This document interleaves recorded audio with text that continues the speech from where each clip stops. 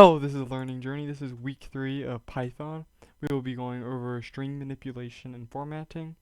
Our objectives are concatenating strings and perform basic manipulations, and then learn string formatting methods through the f strings and the dot format.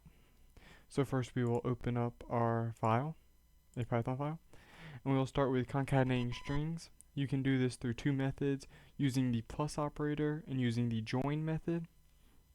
The join method uses arrays, while the plus operator you do with strings. And what concatenation means, it is the process of joining two or more strings together to form a single string. So we will start with string one of learning, and we'll name the second one just name2, and it will be of journey. And then, like I said, to concatenate the first way, you'll use string 1 name plus string 2 name2. And that right there will get you a string, and it'll put them right together, learning journey, with no space. If you'd like to add spaces to it, you'd go like this, and you'd physically add a string space in between them, which would then get you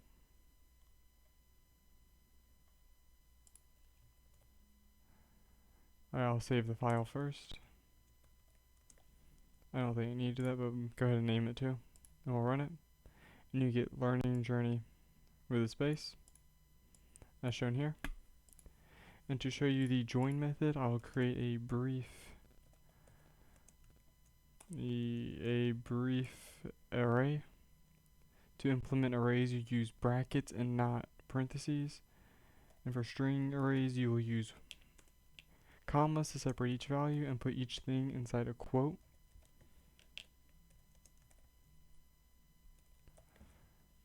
As shown here, like this. And then you will and to use join, you will give it a way to separate. If you have it like this, nothing will separate them. You can put dashes. For this, we're going to do spaces, and then we'll do dot join. And in parentheses, you'll put the array you're using, which is words in this scenario. We'll go over it, and you got hello world from Python. As I said, if you get rid of the space, you won't get any. And you can also use dashes, which will then put a dash between each word. And the reason I'm highlighting my code like this is because then it will only produce the code I want in that moment. And now we'll be going on to basic string manipulation, in which case I will take this, just so I can keep highlighting to print. And we have multiple strings we're going to go over. And we'll store them all in variables. So we will do name dot upper, which will give us all uppercase letters. That hashtag is the way to comment code that will not print no matter what in Python. We can then go lower name equals name dot, probably as you guessed, lower, which is all lower case letters. And then we'll go ahead and print out both of these. Print upper name and print lower name. And we'll highlight all that and we'll print it. And as you can see, you got learning all capitalized and learning all lowercase. But just to show you that lowercase will lower letters that are capitalized. We'll capitalize 3 of the letters in learning. And as you can see, it did lower them all, and learning still capitalized the rest. And then we will go ahead and copy learning again. And this time I'll show you 2 unique ways to capitalize them. And that is name dot capitalize and name dot title. The difference between these two is that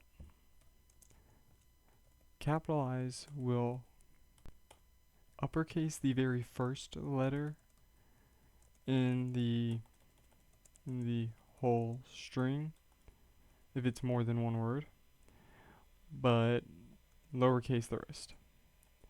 While in title, you will uppercase each starting letter in each word. So I'll go ahead and change learning to learning journey is fun for kids. And we'll do that. And we will print cap name and print title name. And we will go ahead and print them. And this will show you that learning journey is fun for kids when it's caps. Only the L was capitalized, which was already capitalized, so I'll show you once when it's not. But for the title, which capitalizes each starting letter in each word, the L, the J, the I, the F, another F, and K all got capitalized.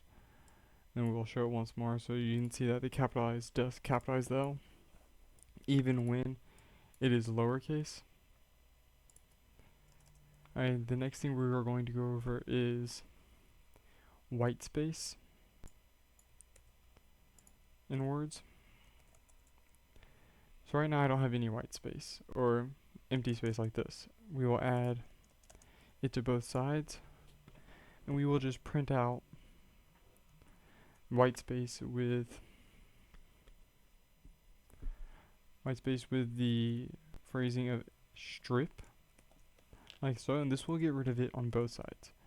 But if you only want to get rid of it on, let's say, all the left ones, you can do L strip. But when you do it on the right, you do R strip, which will get rid of all of the right ones. In which case, you can print, and as you can say, strip got rid of all of them on both sides. And then left strip got rid of them all over here. Right strip left this side, but got rid of all of those ones over here. I believe you can only do this because this is a new line. I don't know where we'll use this, but it could be useful later. I will now copy this so we can go to the next step. Our next step is finding and replacing substrings, or stuff in strings. So you can first start with print name dot find learn, which needs to be in quotes. And this will produce a numerical value of where you can find learn, which in this case would be 0, I believe. Then you can do print find A, and it'll find the A in learning. But then if you want to replace said thing, you would use replace. You could put whatever you want. Let's say we'll replace learn with jump. And you'll get jumping instead of learning.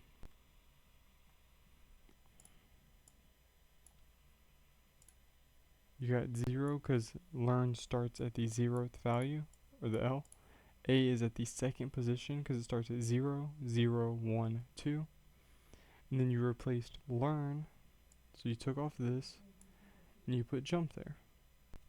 Remember to include commas after what you're finding and what you're going to replace it with. Next we'll be doing checking contents, which will be using string dot is digit in parentheses, string dot is alpha, and string dot is al_num. In this case I will need 3 values, which is going to be ints equal, it needs to be in string format. And then we'll do alpha equal high, and then do al_num, which equals 89 high. And we'll go print ints dot is digit with parenthesis, and we'll go print alpha dot is alpha parentheses, and print al_num dot is al_num. In which case all 3 of these should show true. True, true, true. Like I said, they all show true. And if you want to show that they can also be false, just put signs in each of them, or we'll put sign in here because that's about the only thing it won't accept. We can put a 9 in here and an A in here. And they should all show false. Yep. Because this now is not just alphabet and numerics or digits. It disappeared. It's not just alphabets and numerics, it includes a sign. This should only be alphabets, but now includes the number 9. This should only be integers or digits, and it now includes the letter A. So that just, it doesn't work anymore. Next, we'll be moving on to string formatting. And for basic formatting, you can use the plus and the comma signs to do it by yourself one at a time.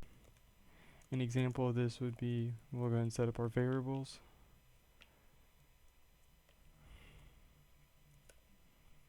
Learning and day, we'll put the day at 35. And this is doing it one at a time, pretty much by hand. Name, and then you type it out one at a time. Add a space here. We do name, and then you do another plus sign. Raise it to this, you go comma, and do day, as so. And then you plus sign again, and do string day. And this would format your code, or format your string so it looks exactly like this. Name, learning, day, 35.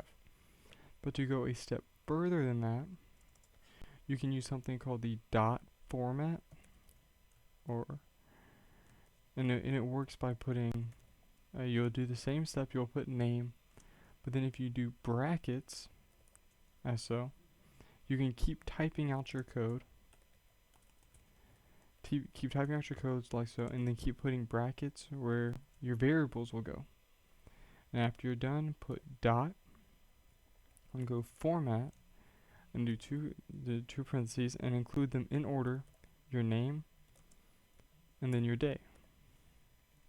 And this will give you the same result as the one above, but you used brackets instead of having to type out each variable. If you want it to be easier to read or make more sense in case you have to do multiple variables, you can go one step farther than this and type out everything the same except inside your bracket put a number. Like so. And just to showcase this, I'll put the same one in both. And then you format name/day. And I'll copy and paste the inside, just to showcase what different ones look like. And then I'll do one last one, and we'll have it correct.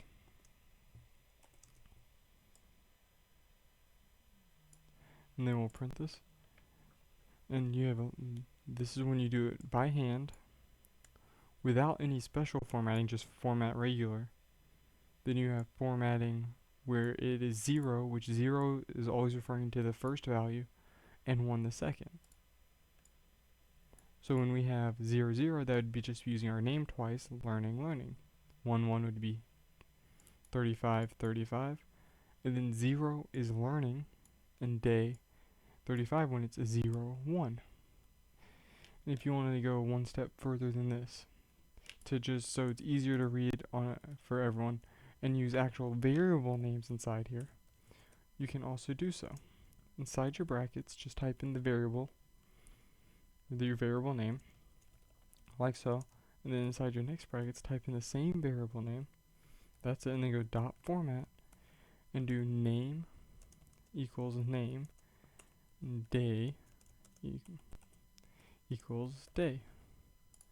In which case you'll get everything will look the same, and it's actually using the same steps as this, where it's 0, 1, 0, 0, but you are labeling it as a name, and you're setting this name will now equal this name.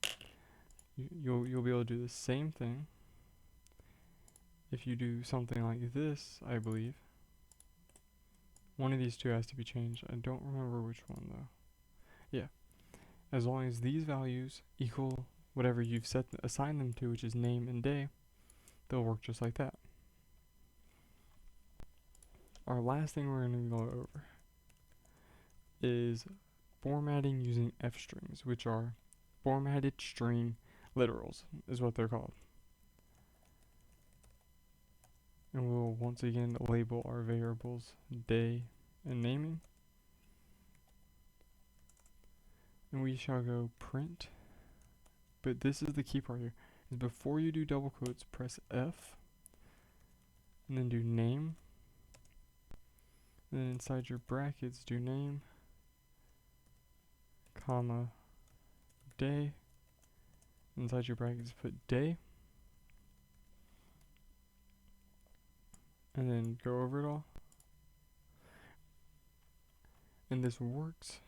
And you can even go steps further by finding your name variables and using those to format them because of this F. It formats it for you. The reason you choose this over other ones is because inside this code, you can actually change these values. Or if it's numerical, you can change it. String might be a bit harder. And do something like this. In which case your day now has gone up to 37 instead of 35. The previous one, you'd actually have to change your day variable to do so. But in here, you can do it inside here. And just go a step further, you can actually format numbers with this. Let's say you have 34.789. You can then print, remember to include the F, and go num. And inside here, put in your variable, go dot to F.